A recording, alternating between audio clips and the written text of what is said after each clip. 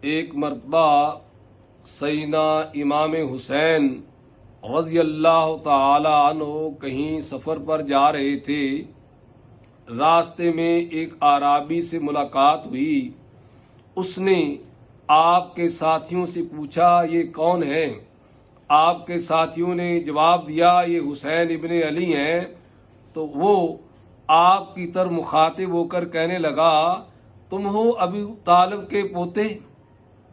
اور پھر آپ کے والد ماجد سیدنا علی المرتضی رضی اللہ تعالی عنہ کی شان میں نازیبا الفاظ اور گستاخانہ کلمات ادا کرنے لگا۔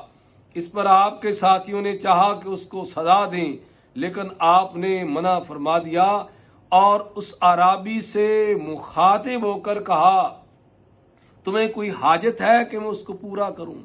اعرابی شرمندہ ہوا۔